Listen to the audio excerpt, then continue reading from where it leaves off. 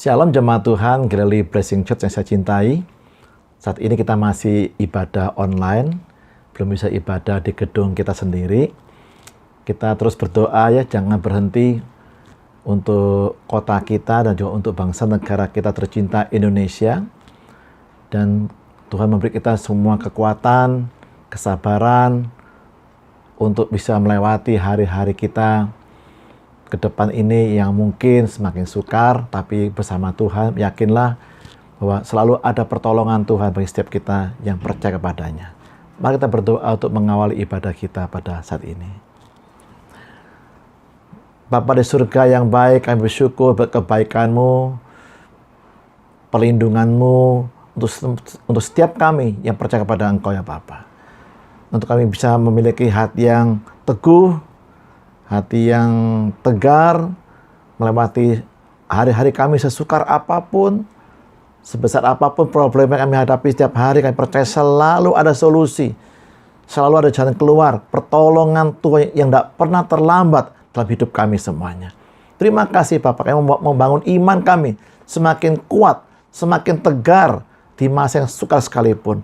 Di dalam nama Yesus kami persembahkan ibadah kami pada hari ini sepenuh-penuhnya untuk kemuliaan nama Tuhan. Engkau disembah, Engkau ditinggikan ya Tuhan. Engkau dimuliakan oleh umat Tuhan di masa-masa yang sukar sekalipun. Di dalam berkat nama Yesus kami bersyukur. Haleluya. Amin. Mari kita sembah Tuhan. Nyanyikan pujian pengagungan bagi nama Tuhan kita. Haleluya.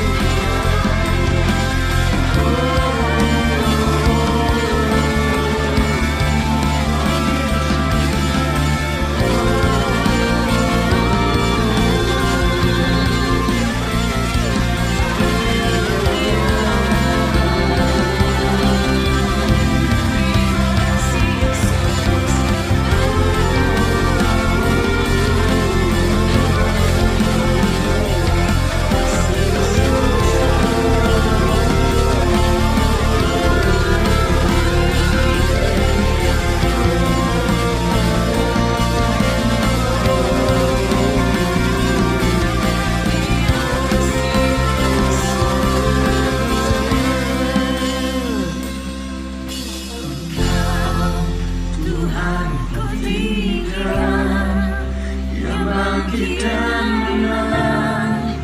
Yesus Kristus Tuhan, Raja mulia dan luhur, berkorban bagiku.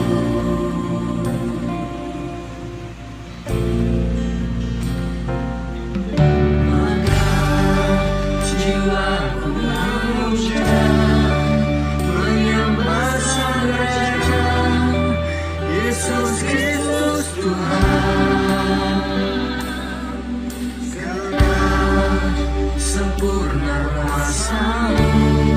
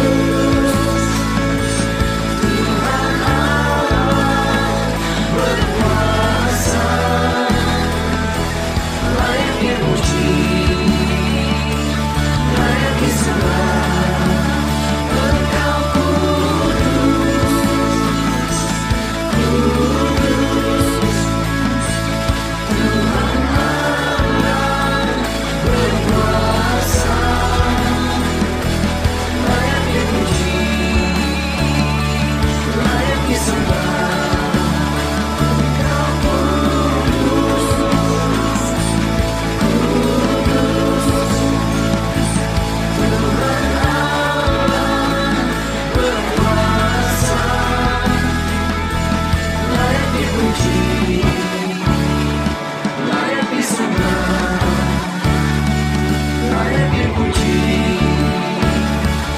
layak disembah, layak dipuji, layak disembah.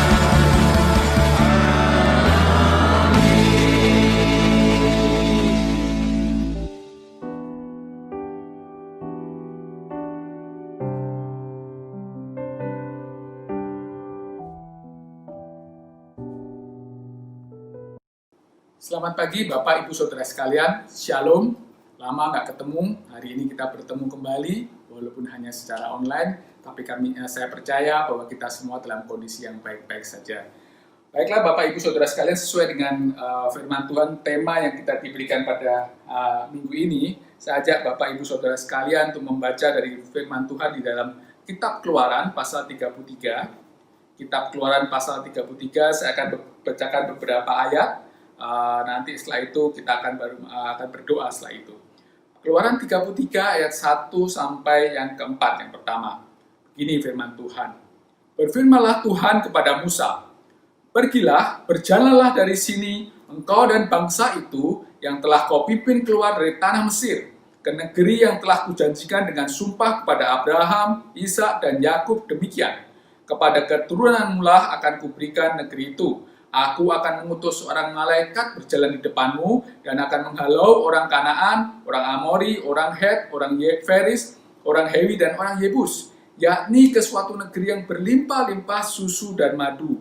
Sebab aku tidak akan berjalan di tengah-tengahmu. Sebab engkau ini bangsa yang tegar tengkuk, supaya aku jangan membinasakan engkau di jalan.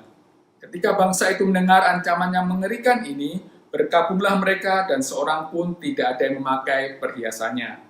Kemudian ayat 7-11. Ayat 7-11 berbunyi demikian. Sesudah itu Musa mengambil kemah dan membentangkannya di luar perkemahan jauh dari perkemahan dan menamainya kemah pertemuan. Setiap orang yang mencari Tuhan, keluarlah ia pergi ke kemah pertemuan yang di luar perkemahan. Apabila Musa keluar pergi ke kemah itu, bangunlah seluruh bangsa itu dan berdirilah mereka, masing-masing di pintu kemahnya, dan mereka mengikuti Musa dengan matanya sampai ia masuk ke dalam kemah. Apabila Musa masuk ke dalam kemah itu, turunlah tiang awan dan berhenti di pintu kemah, dan berbicaralah Tuhan dengan Musa di sana. Setelah seluruh bangsa itu melihat bahwa tiang awan berhenti di pintu kemah, maka mereka bangun dan sujud menyembah masing-masing di pintu kemahnya. Ayat 11, dan Tuhan berbicara kepada Musa dengan berhadapan muka, seperti seorang berbicara pada temannya. Kemudian kembalilah ia ke perkemahan. Tetapi abdinya Yosua bin Nun, seorang yang masih muda, tidaklah meninggalkan kemah itu. Kemudian ayat 14 dan 15, ayat 14 dan 15 berbunyi demikian. Lalu ia berfirman, aku sendiri hendak membimbing engkau dan memberikan ketentraman kepadamu. Ayat 15 berkata demikian, berkatalah Musa kepadanya, jika engkau sendiri tidak membimbing kami, janganlah suruh kami berangkat dari sini. Kemudian ayat 18 berbunyi demikian, tetapi jawabnya, perlihatkanlah kiranya kemuliaanmu kepadaku. Kita kemudian buka Keluaran 34, satu pasal setelahnya, kita akan baca ayat 2 dan 3, berbunyi demikian, bersiaplah menjelang pagi dan naiklah pada waktu pagi ke atas gunung Sinai, berdirilah di sana menghadap aku di puncak gunung itu. Tetapi janganlah ada seorang pun yang naik bersama-sama dengan engkau, dan juga seorang pun tidak boleh kelihatan di seluruh gunung itu. Bahkan kambing domba dan lembu sapi pun tidak boleh makan rumput di sekitar gunung itu. Kemudian ayat 5, 6, dan 8. Turunlah Tuhan dalam awan, lalu berdiri di sana dekat Musa, serta menyerukan nama Tuhan. Berjalanlah Tuhan berlewat dari depannya dan berseru, Tuhan, Tuhan, Allah penyayang dan pengasih, panjang sabar, berlimpah kasihnya dan setianya. Segeralah Musa berlutut ke tanah, lalu sujud menyembah. Terakhir ayat 28 dan 29 dari pasal 34 berbunyi demikian. Ayat 28 dan 29. Dan Musa ada di sana bersama-sama dengan Tuhan 40 hari 40 malam lamanya, tidak makan roti dan tidak minum air, Dan ia menuliskan pada loh itu segala perkataan perjanjian, yakni ke-10 firman. Ketika Musa turun dari gunung Sinai, kedua loh hukum Allah ada di tangan Musa. Ketika ia turun dari gunung itu, tidaklah ia tahu bahwa kulit mukanya bercahaya oleh karena ia telah berbicara dengan Tuhan. Mari saya ajak kita semua untuk berdoa menyambut firman Tuhan ini. Kami berdoa Tuhan supaya Engkau sendiri berbicara pada kami. Urapi hamba-Mu yang berbicara ini supaya sungguh apa yang diucapkannya berasal dari Engkau. Bikin pengertian yang jelas Tuhan. Tolong supaya hamba-Mu bisa menyampaikannya dengan bahasa yang mudah dimengerti. Dan biarlah umat-Mu, jemaat-Mu sungguh-sungguh dikuatkan, diteguhkan, dan ditegur bahkan Tuhan melalui firman pada pagi hari ini. Terima kasih Tuhan, di dalam nama Tuhan Yesus kami berdoa. Amin. Bapak, Ibu, Saudara sekalian, sebagai awal dari perenungan dari firman Tuhan pada pagi hari ini, saya ingin mengajak Bapak, Ibu, Saudara untuk menyaksikan satu video. Nanti setelah itu saya akan sampaikan firman Tuhan. Bila engkau tak besertaku, ku tak mau berjalan. Oh, ku perlu Tuhan, pimpin langkahku dengan kasih karunia-Mu. Pimpin langkahku setiap waktu, berjalan dalam Roh-Mu. Nyatakan Tuhan kemuliaan-Mu, dan berjalanlah denganku. Ini doa kami Bapa. Bersama-sama kami berkata, berjalanlah dengan kami, dan tetap bercakap-cakap dengan kami, melewati hari-hari hidup kami ke depan. Kami tidak jalan sendiri. Kami tahu Tuhan Yesus, Engkau selalu beserta kami, sampai selama-lamanya. Nah, Engkau tak besertaku,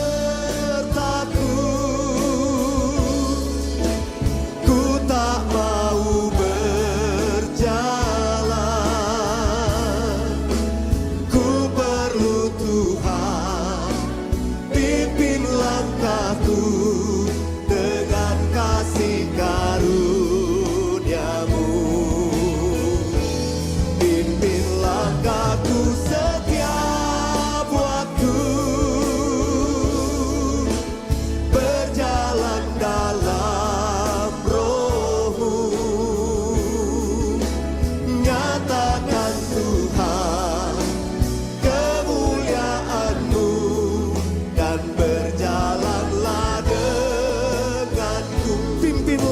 Tuhan, pimpin langkahku setiap waktu, berjalan dalam Roh-Mu. Oh, nyatakan Tuhan kemuliaan-Mu, dan berjalanlah denganku. Nyatakan Tuhan, nyatakan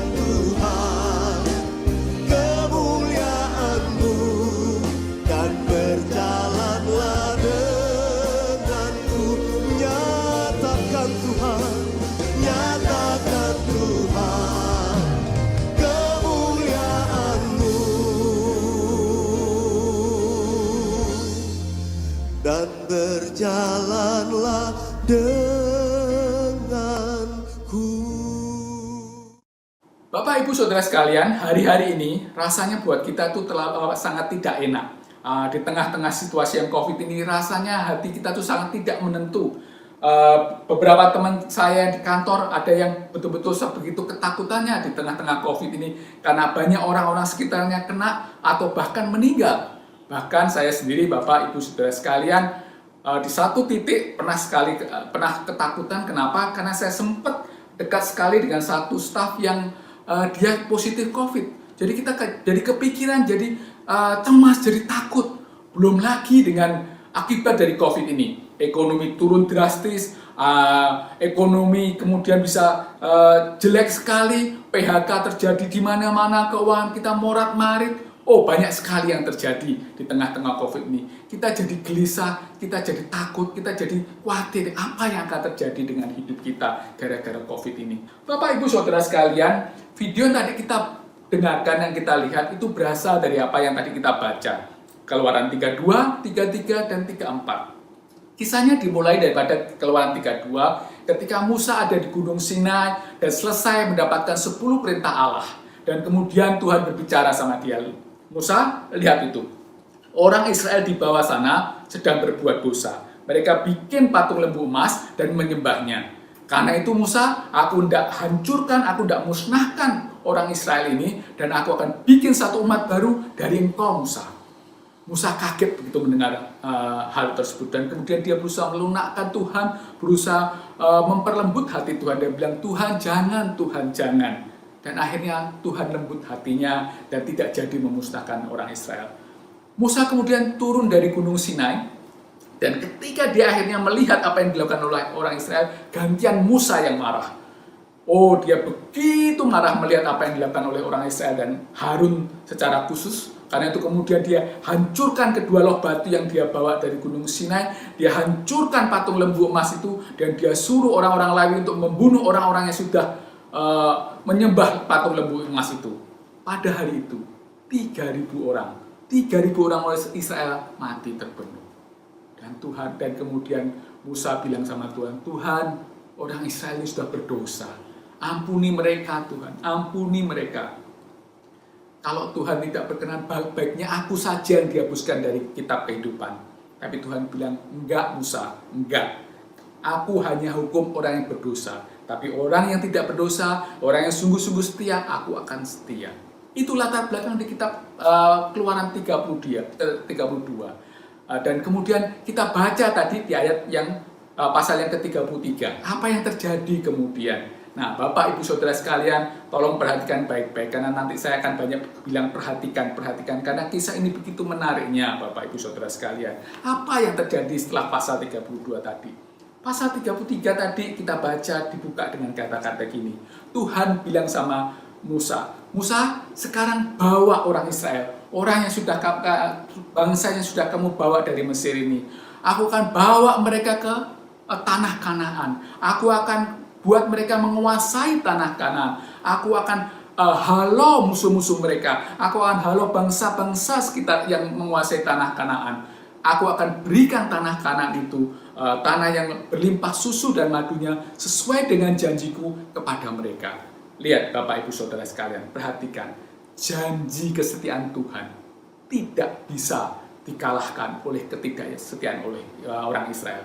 Walaupun orang Israel tidak setia sama Tuhan, Tuhan tetap setia pada janjinya. Itu pelajarannya, saudara-saudara, bahwa Tuhan tetap setia. Nah, masalahnya apa, saudara? Masalahnya adalah setelah itu Tuhan ngomong, engkau Israel ini akan dipimpin oleh seorang malaikatku. Aku tidak lagi ada di tengah-tengah mereka. Aku tidak akan bisa lagi memimpin mereka. Kenapa? Karena orang Israel ini adalah bangsa yang tegar tengkuk. Kalau aku ada di tengah-tengah mereka, mereka akan mati. Dan itu begitu menggetarkan oleh orang Israel. Begitu menakutkan tadi kita baca. Orang Israel gemetar, takut, Bapak, Ibu, Saudara sekalian. Kenapa? Ini aneh. Bukankah janji Tuhan tetap ditepati? Bukankah tanah Kanaan tetap dikasih sama mereka? Bukankah orang-orang atau bangsa-bangsa yang menguasai tanah Kanaan tetap akan dihalau? Musuh-musuh akan tetap dikalahkan. Mengapa orang Israel masih ketakutan? Malah sekarang tambah begitu takutnya ketika mendengar firman Tuhan bahwa Allah tidak ada bersama-sama mereka. Betapa bedanya dengan orang-orang Kristen saat ini. Orang-orang Kristen saat ini yang penting itu berkat. Selama Tuhan memberkati, ya tidak apa-apa. Tuhan itu tidak penting, yang penting berkat Tuhan.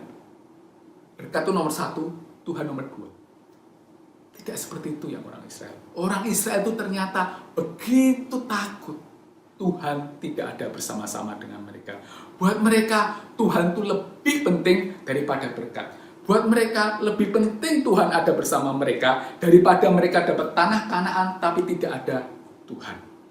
Karena itu Bapak Ibu Saudara sekalian, orang-orang Israel begitu ketakutan, begitu gemetar ketika mengetahui bahwa Tuhan tidak ada bersama mereka. Mereka sekarang menghadapi masalah besar. Bukan hanya sekedar tidak bisa menguasai Kanaan atau menghadapi musuh-musuhnya, masalahnya ini jauh lebih besar.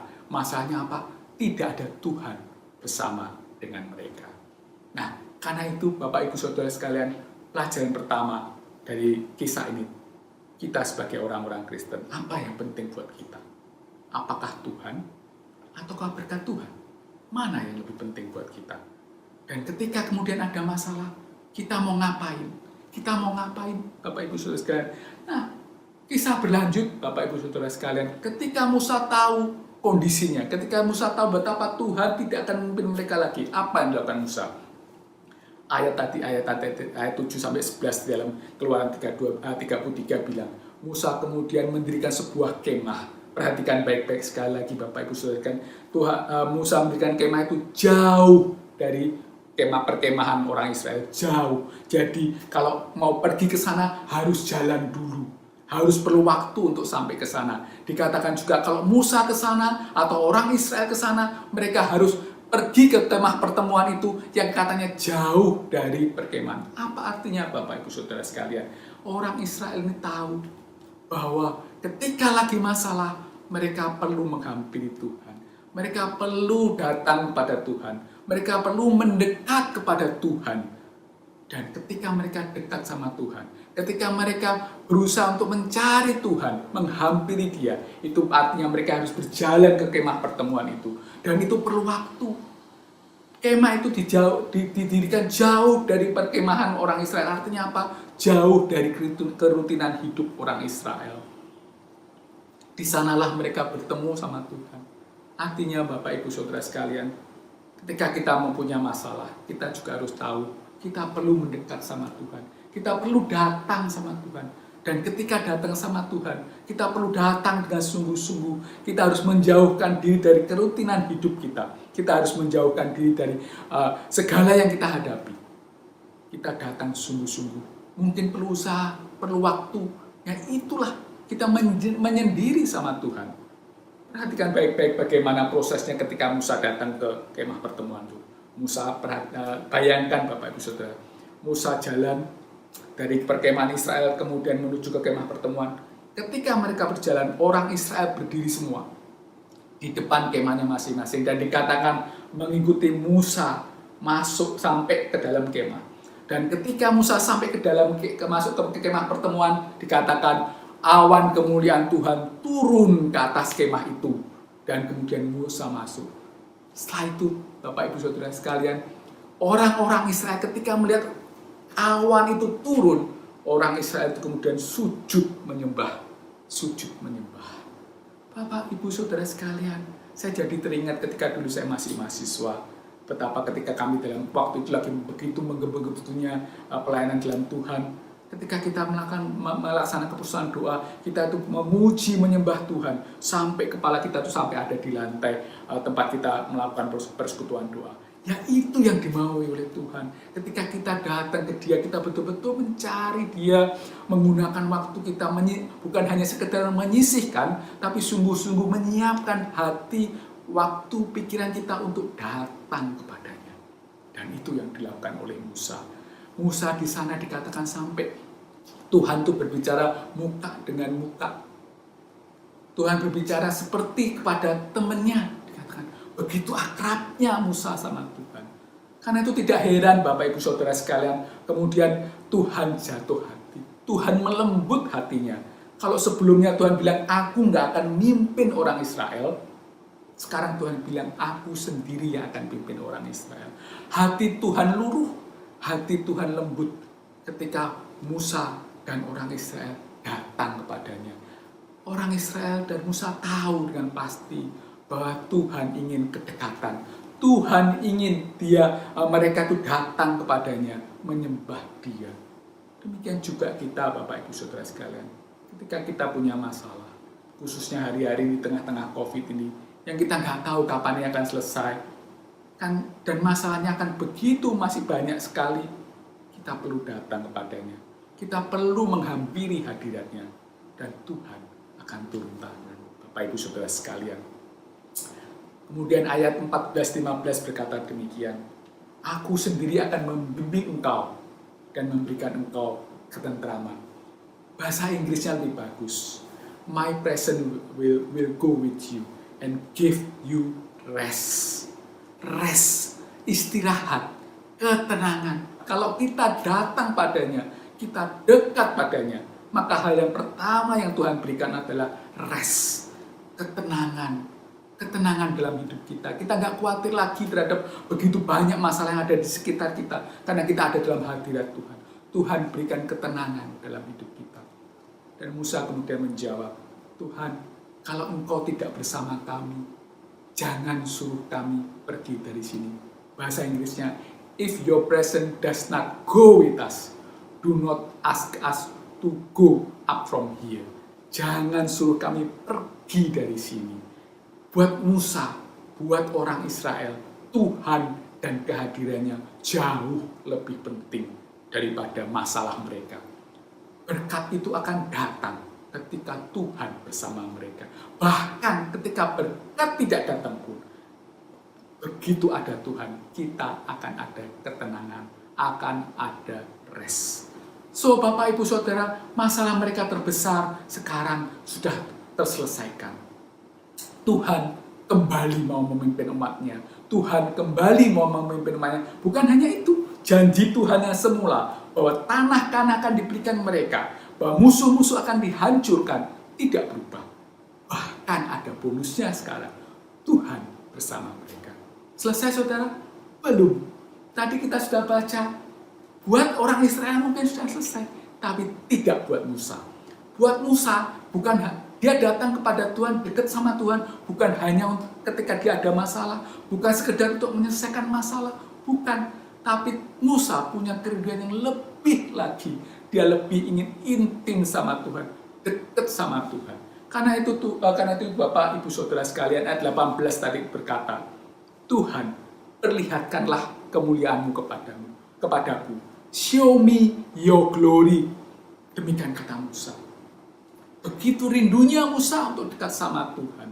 Karena itu dia bilang, show me your glory. Tuhan jatuh hati dengan permintaannya Musa ini, Bapak Ibu Saudara sekalian. Tuhan suka sekali. Kenapa? Karena dengan demikian Musa tuh tahu betapa pentingnya persekutuan dengan Tuhan ini. Karena itu Bapak Ibu Saudara sekalian, pasal 34 tadi yang kita baca ayat 2, 3 dan seterusnya. Tuhan bilang, oke, sekarang kamu naik ke Gunung Sinai. Naik. Dan Tuhan bilang, kamu naiknya sendirian loh. Gak usah ada orang lain. Hanya sendiri. Perhatikan baik-baik. Hanya sendiri. Kenapa? Karena Tuhan ingin persekutuan pribadi dengan Musa. Sendiri. Dan bukan hanya sendiri, dikatakan apa yang syaratnya Tuhan.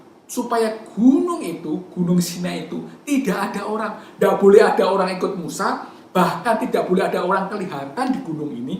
Bahkan kambing domba pun tidak boleh ada. Kenapa? Karena kemuliaan Tuhan, kekudusan Tuhan, kesucian Tuhan ada hadir di Gunung Sinai ketika Musa bertemu dengan Tuhan.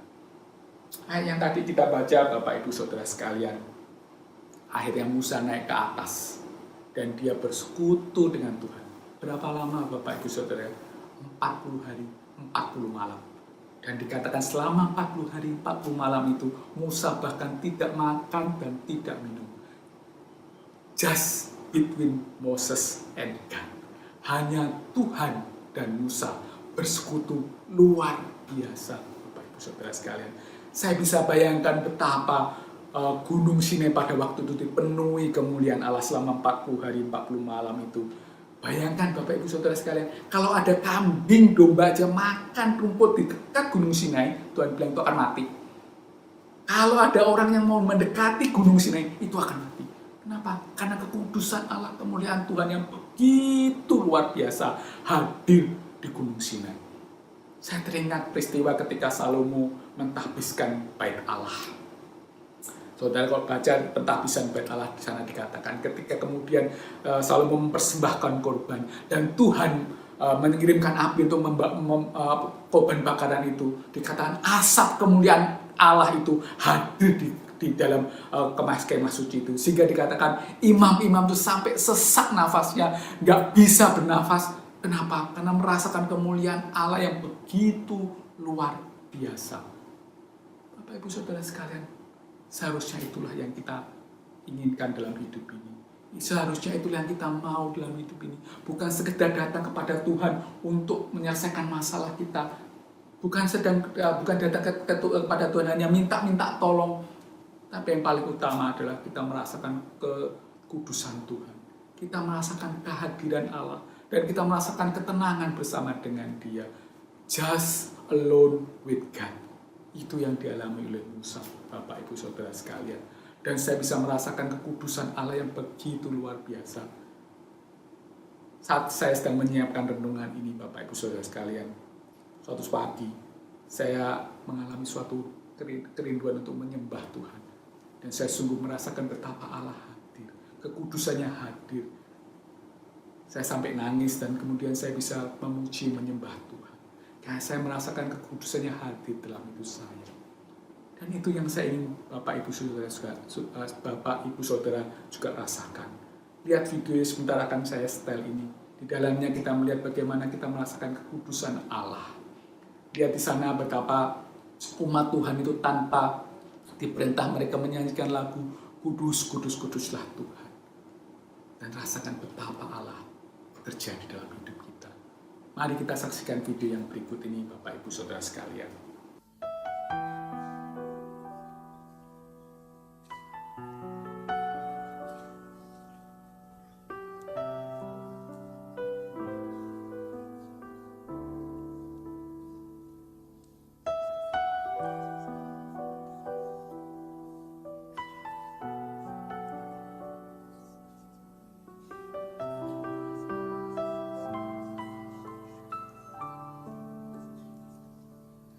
Ku datang Tuhan dalam hadirat-Mu, berhiaskan kekudusan. Seluruh surga sujud menyembah-Mu. Ku tersungkur dan berseru, ku datang Tuhan dalam hadirat-Mu, berhiaskan kekudusan. Seluruh surga sujud menyembah-Mu. Ku tersungkur dan berseru,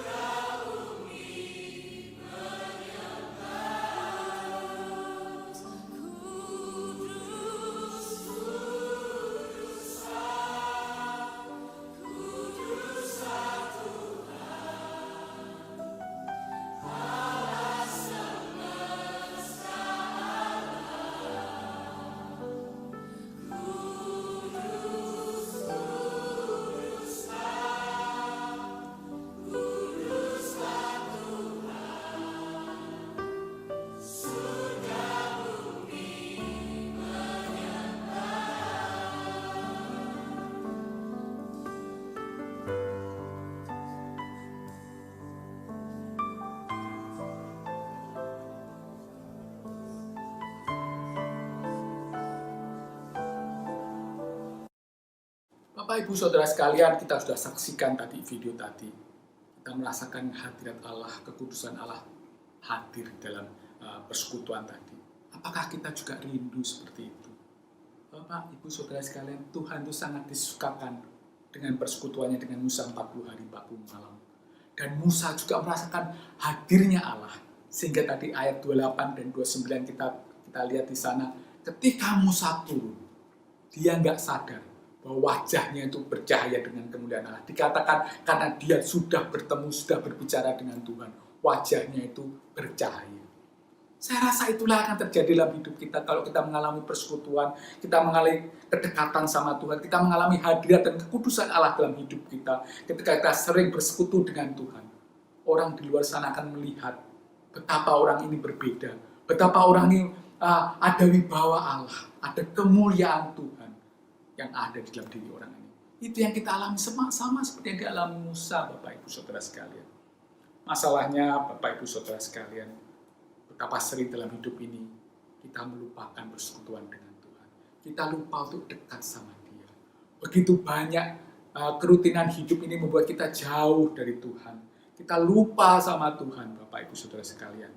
Sehingga kita tidak menyediakan waktu untuknya. Seperti yang dikatakan tadi, jauh dari perkemahan tahu, jauh dari kerutinan itu. Kita tidak menyediakan waktu. Kita hanya menyisihkan waktu yang kecil aja buat Tuhan. Hari ini, pagi ini, Bapak Ibu Saudara sekalian, Tuhan ingatkan kita. Di tengah-tengah kondisi seperti ini, siapa yang kita cari? Apa yang kita cari? Apa kita cuma mau minta tolong sama Tuhan, atau kita mau dekat sama Dia? Kerutinan hidup bisa terjadi mungkin beberapa waktu yang lampau kita begitu suksesnya di dalam hidup ini. Kita meraih karier kita mencoba meraih karier yang puncak kita, atau bisnis kita begitu bagus ya sehingga nggak ada waktu sama Tuhan, atau bahkan yang lebih jelek lagi kita merasa bahwa kalau kita diberkati Tuhan, kalau kita diberkati itu artinya Tuhan bersama kita, padahal belum tentu penyertaan Tuhan ada dalam hidup kita. Penyertaan Tuhan dan berkat itu sesuatu yang berbeda, Bapak Ibu Saudara sekalian. Kita sering lupa untuk yang itu. Atau mungkin hidup kita ini sehari-hari begitu rutinnya, biasa-biasa aja, sehingga kita tidak punya waktu khusus sama Tuhan. Atau kalau kita punya waktu pun menjadi kerutinan yang biasa, tidak keintiman sama Tuhan, nggak ada, Bapak Ibu Saudara sekalian. Atau malah sebaliknya, saat-saat seperti ini, kita begitu banyak masalah, kita betul-betul terlalu fokus dengan masalah kita, khususnya di tengah COVID ini. Kita terlalu fokus dengan masalah kita, sehingga akhirnya Bapak Ibu Saudara, kita kehilangan waktu bersama dengan Tuhan. So, pagi ini Bapak Ibu Saudara sekalian, kita diingatkan, kita perlu waktu bersama dengan Dia. Kita perlu rindu untuk bertemu dengan Dia. Kita perlu untuk kembali dekat sama Dia. Apakah kita punya kerinduan hati, kesungguhan, bagaikan air, bagaikan tanah yang kering, yang merindukan air, bagaikan rusa yang merindukan air? Apakah hidup kita seperti itu? Apakah kita cuma datang ke Tuhan hanya kalau kita perlu saja? Pagi ini kita diajar untuk mencari Tuhan, dekat kepadanya. Ada waktu-waktu dalam hidup saya, Bapak Ibu Saudara sekalian, ada masalah, nggak ada masalah, saya hanya datang kepadanya. Saya menyembah, memuji Dia, memuliakan Dia. Saya menangis di hadapannya, dan saya tidak minta apapun juga dari Dia. Saya hanya mau dekat sama Dia. Saya hanya mau bersekutu dengan Dia. Saya hanya mau intim dengan Dia. Dan setelah saya mengalami itu, saudara, mungkin masalah belum selesai. Banyak hal belum selesai. Tapi yang pasti, ketenangan itu ada dalam hidup saya. Saya bisa dengan tenang sekarang keluar menghadapi masalah yang ada. Dan itu yang Tuhan inginkan.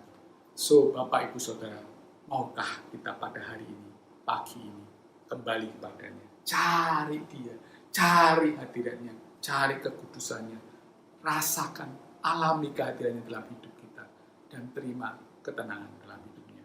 Kiranya firman Tuhan yang saya sampaikan menjadi berkat buat kita semua. Sekarang saya ingin ajak kita semua untuk berdoa. Saya ingin mendoakan Bapak Ibu Saudara sekalian yang saat ini sedang punya masalah.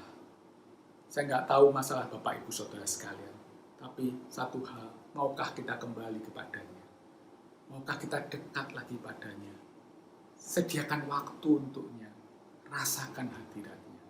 Saya juga ingin berdoa buat Bapak, Ibu, Saudara sekalian yang selama ini belum pernah terima Tuhan Yesus sebagai Tuhan dan Juru Selamat pribadi. Tapi hari ini melalui firman Tuhan diingatkan untuk kembali pada Tuhan. Atau mereka-mereka, Bapak, Ibu, Saudara sekalian yang sudah pernah terima Tuhan Yesus, tapi kemudian mencoba lari daripada dan pagi ini mau kembali padanya. Saya ingin berdoa buat Bapak, Ibu, Saudara sekalian semua. Mari taruh tangan di dada dan saya akan berdoa. Yang pertama saya mau berdoa buat mereka yang belum pernah terima Tuhan Yesus atau sudah pernah terima Tuhan Yesus tapi lari dan pada pagi hari ini mau kembali kepadanya. Hamba-Mu berdoa Tuhan melalui online service ini dan berdoa untuk setiap orang yang belum pernah terima Tuhan Yesus atau yang sudah pernah menerima Engkau Tuhan tapi kemudian lari dari Engkau. Dan pagi ini Tuhan melalui firman-Mu ditegur dan mereka mau kembali kepadamu Tuhan.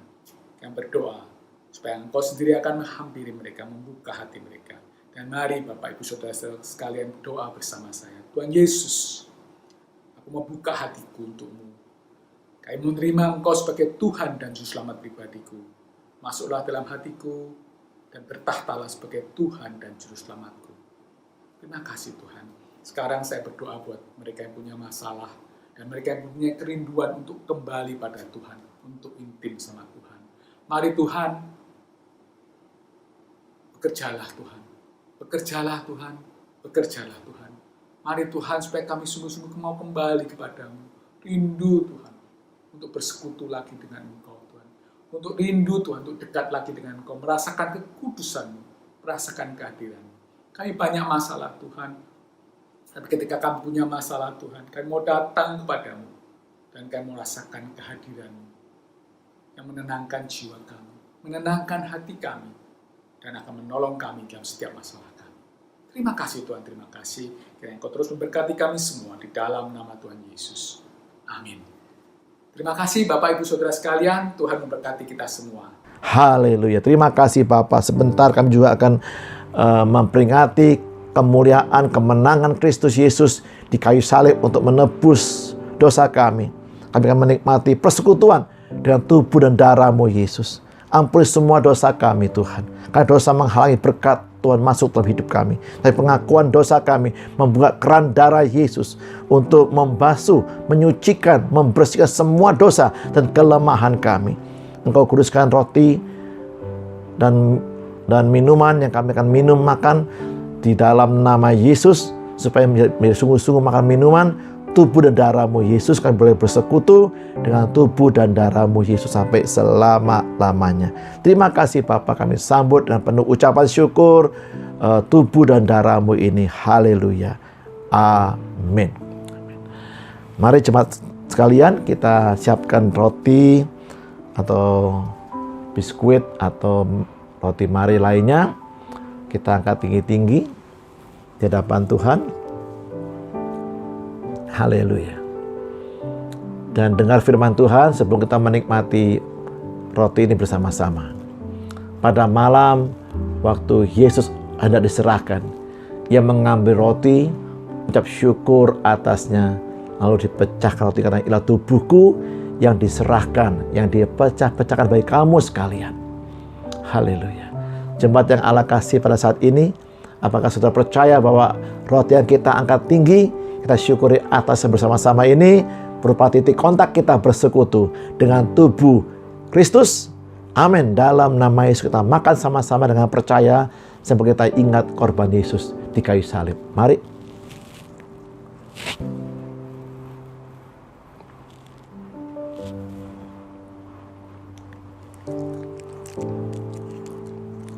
Selanjutnya siapkan minuman yang berwarna merah, anggur ataupun sirup, atau juga teh juga boleh.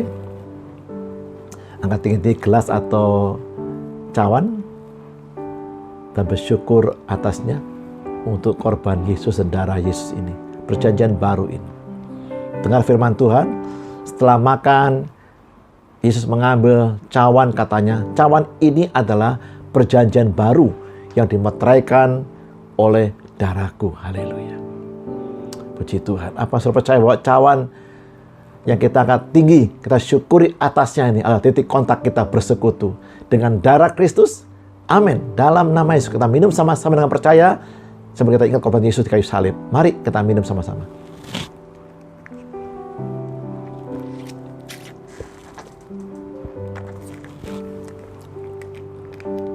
Kita bersyukur buat kebaikan Tuhan. Janjinya digenapi. Anugerah keselamatan yang Dia beri kepada kita.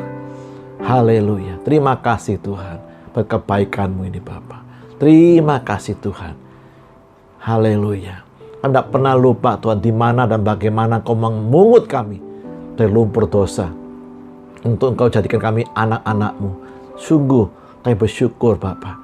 Sungguh kami bersyukur. Terima kasih Tuhan Yesus. Terima kasih kami bersyukur di dalam nama Yesus Kristus. Haleluya. Amin. Amin. Puji nama Tuhan Bapak Ibu sekalian. Kita beribadah kepada Tuhan. Kita tidak hanya membawa korban pujian syukur, nyanyian syukur kita, tetapi kita juga mau mengembalikan persembahan bagian milik Tuhan ke rumah perbendaharaan Tuhan, yaitu gerejanya, sesuai dengan penyalurannya. Rekening tersebut seperti yang tertera di bawah ini. Ada persembahan persepuluhan dan syukur, juga ada persembahan untuk misi dan diakonia untuk panti asuhan kita, juga buat anak-anak yang butuh bantuan uang sekolah, juga bagi keluarga yang membutuhkan sembako yang kita bantu selama ini. Terima kasih buat setiap benih yang Anda tabur. Kita akan mengakhiri ibadah kita dengan menaikkan pujian pengagungan kepada Tuhan yang layak menerimanya.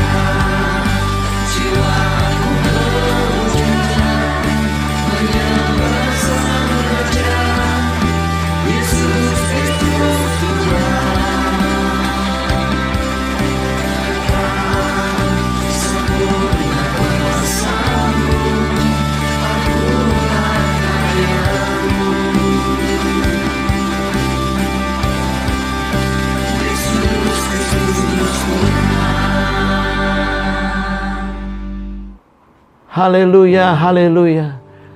Kami bersyukur ya Bapak, kami bisa mengembalikan persembahan syukur kami yang menjadi milik-Mu ya Tuhan, ke rumah-Mu, ke gereja-Mu Bapak. Kami menabur benih syukur kami ini. Biar Engkau memberkatinya, biar Engkau berkenan menerimanya ya Tuhan. Dan dipakai untuk melebarkan kerajaan-Mu, memperluas kerajaan-Mu, dan banyak orang-orang tertolong, terselamatkan melalui benih yang kami tabur di gereja-Mu ini ya Bapak. Terima kasih Bapak, kami sungguh bersyukur buat ibadah hari ini. Kami mengakhiri ibadah hari ini penuh ucapan syukur. Kami akan mampu melewati hari-hari kami, seberat apapun hari esok kami. Bersama dengan Tuhan, kami diberi kekuatan, kemampuan, haleluya, untuk menanggung semuanya. Dalam kuat kuasa-Nya Tuhan yang ada dalam hidup kami. Terima kasih ya Bapak. Berkati gereja Tuhan, berkati bangsa negara kami dan kota kami tercinta Surabaya, dalam berkat perlindungan, damai sejahtera, kelimpahan, sukacita dikembangkan lagi Bapak. Kegirangan yang ada di wajah-wajah penduduk Indonesia Bapak. Di dalam nama Yesus. Terima kasih Bapak. Kami mengakhiri ibadah ini, kami menerima berkat yang melimpah dari Gembala Agung dan Kepala Gereja kami, yaitu Tuhan kami, Yesus Kristus. Silakan Bapak-bapak, ibu-ibu bisa menaruh tangan di atas kepala anak-anaknya dan ucapkan berkat ini dengan seksama. Tuhan memberkati engkau dan selalu melindungi setiap langkah hidupmu. Tuhan menyinari engkau dengan wajah-Nya, memberi engkau kasih karunia, kuasa Tuhan, kemampuannya Tuhan, dan membuat engkau sukses dan berhasil. Tuhan menghadapkan wajah kepadamu, memberi engkau damai sejahteranya Tuhan, yang memimpin langkah-langkah hidupmu, memenuhi hidupmu senantiasa, dan segala keberhasilannya, keberuntungannya, dan kemenangannya, memberkati keluargamu, memberkati kesehatanmu, memberkati usaha pekerjaanmu, memberkati semua yang kau kerjakan, dibuatnya selalu berhasil, haleluya. Dibuatnya beruntung dan berkemenangan, haleluya. Keluar masuk rumahmu dibela Tuhan, dilindungi Tuhan, dengan ada berkat yang selalu mengikuti engkau, kemurahannya, kebajikannya mengikuti engkau sepanjang umur hidupmu, haleluya. Studi sekolahmu diberkati oleh Tuhan, di dalam nama Yesus, haleluya. Berkat ini melimpah dan dimeteraikan sampai selama-lama jadi milikmu, bagi anak cucu cicitmu diberkati Tuhan sampai selama, dalam nama Yesus, haleluya, amin. Puji nama Tuhan dan terima kasih buat persembahan saudara sekalian di rumah Tuhan, dan kiranya Tuhan berkati segala usaha saudara, keluarga Anda, dan jangan lupa tetap jaga kita punya kesehatan, dan doa terus untuk bangsa, negara, dan kota kita tercinta, dan gereja kita. Galilee Blessing Church. Tuhan Yesus memberkati kita semuanya. Shalom.